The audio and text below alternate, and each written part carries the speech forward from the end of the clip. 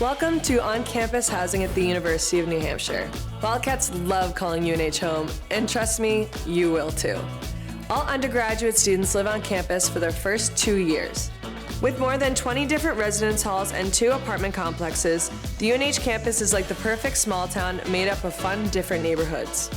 There are large residence halls for those who want to be in the center of it all, close-knit environments that offer a mix of quiet and connection, and lots of not too big, not too small options in between.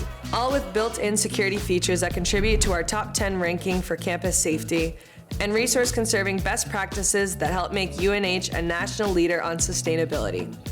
Maybe you want to live alongside students who share your interests in one of our welcoming themed halls or residential learning communities.